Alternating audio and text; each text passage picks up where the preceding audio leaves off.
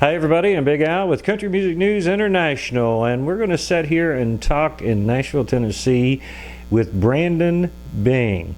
Brandon started in music when he was 6 years old. He either drove a car, he flew, or he hitchhiked from Florida all the way up to Nashville.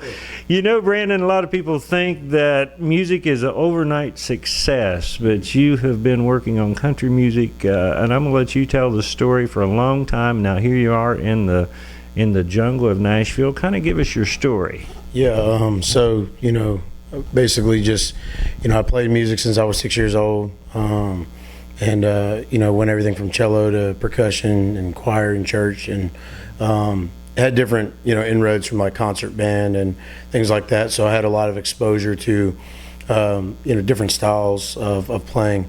And then wrote since I was about 9 or 10. My dad actually was a DJ back in college, and then he interned under CBS Records. And so back in the day, when I was growing up, his vinyl collection was pretty stout. And, I just learned a lot, from the different genres of music, so on and so forth. And kind of let that just build me as a person. And as that built me, then, I found in with the country music primarily just because of storytelling.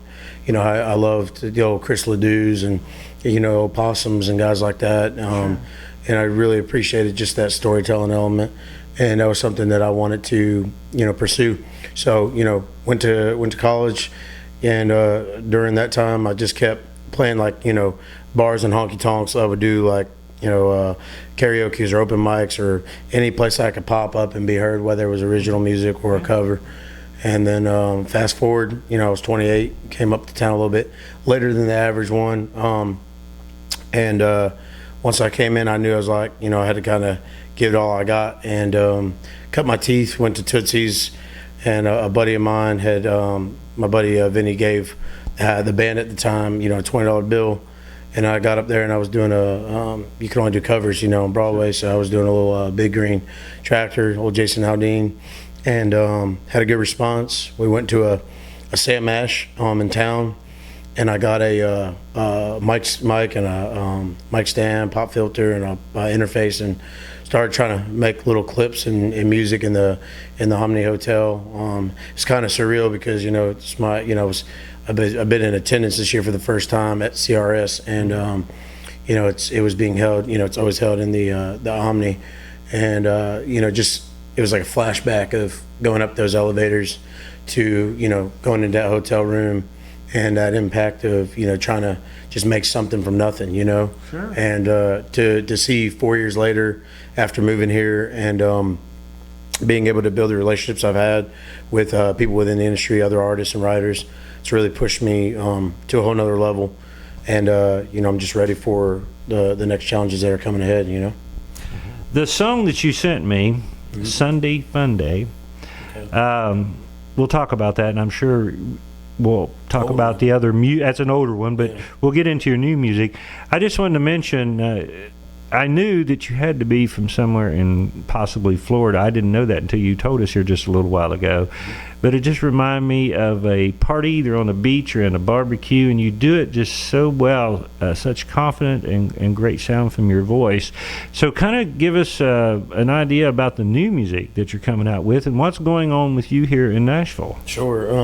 So, that Sunday Funday record was, it was real special to me to, cut that first project back in my home state, and I'm kind of bringing it all full circle again because, that record was my baseline of just what I did with my buddies on a Sunday Fun Day. And I got to really develop through my Florida Man EP, my Dying Breed EP, and of course my full-length album debut back in September, the Huckleberry album, because I was able to show people, piece by piece, the layers of Brandon Bing, like who's Big Hoss, like what is Hoss Nation, what does he stand for, where does he come from, and right. It was Florida Man was like the Sunday Fun Day was that beach party, like that was kind of semi pop-esque, because it had some tracks and loops and things like that in it, that little 808. But the Florida Man was my opportunity once I got to Nashville. It was that transition, that progress to show people, hey, look, I came from where I'm from, back in Florida. Right. Now I'm here, in the pond or the ocean with the sharks, and trying to do everything I can to keep my head above water and survive, and give them the best product I could. So I did that with that project, and I got to give people that inside lens of that honky-tonk lifestyle from the barn in Sanford, where I would go Thursday, Friday, Saturday every week, and from line dancing to two-stepping to that easy ride in old Florida is what we call it. Not the stereotypical beach scene or the theme parks and metro areas. It's like there's so much more to Florida, and I got to do that in that record. So that EP led to Dying Breed, which was another major obstacle for me, right? Because when I dropped the Florida Man EP in February 22nd, 2020, the COVID happened 2.5-3 weeks after. Mm-hmm. So everything that I had in the till got wiped away like that, Yeah. So it was just like that was that moment in time for me where I got to see. I was like, nothing is guaranteed, and anything can disappear in a matter of seconds. Don't take anything for granted. And, being an athlete and just being a competitive person, I knew I had to dig deeper. And I knew that there was a lot of, established artists on major labels and publishing houses. There was a lot of up and coming artists in our class of new faces that, for whatever reason, unfortunately weren't able to continue. And you saw those opportunities get stripped away from them. And so it was like I saw both sides of the spectrum. Success fall apart, and people that were trying to make it come up that just couldn't hang on long enough. And I decided to get into those virtual tip jars and those streaming live streams and the blogs and the podcasts, and just try to get everywhere I could to be seen, in addition to building content. That was like my window of COVID to really focus on my artist development, find my sound, really know who I am as a vocalist, as a musician, as a style, and grab the bull by the horn. And I feel like I did that really well, because the Dying Breed EP gave me my next step up, which was to be a little bit more raw, a little bit more edgier, which is where I really my personality. But I didn't want to scare people off that didn't know who I was. And I don't mean scare them like in a bad way. It's just like, if nobody knows you and you don't have a following or anybody supporting you, and you just come with like all these just like heavy songs right off the rip, it's going to be difficult. They get kind of lost. They get flooded away.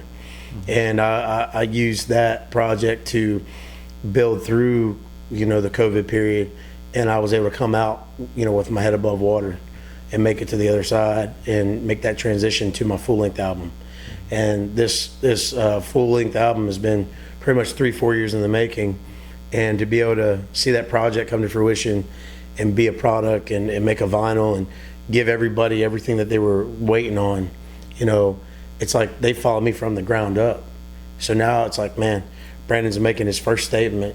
Now what's next? And I'm really excited because I get to, I'm so confident and I'm so determined with everything I got going on. And I got a lot of tricks up my sleeves with these songs that I've been penning. And I'm really excited for the world to kind of hear them, It'll be interesting to see your story unfold, your story in music. I think that's what you've started writing a diary of music, and you're just bringing it and having people come with you. And I think that is a great idea. Social media and website, where can people come and find you and get your music? Yeah, if they go on the internet, you can go to brandonbingmusic.com. All my socials are all Brandon Bing Music. And also, you can go on, YouTube, Facebook, Instagram, Twitter. Everything's available there, and iTunes, Spotify, under Brandon Bing. And also, I have a whiskey company, Bangtail Whiskey. So if they go to Bangtail Whiskey, a lot of those connect back to my music as well. So really trying to build the music and the whiskey together as a lifestyle and part of my Hoss Nation brand to bring people along for this cool ride. So.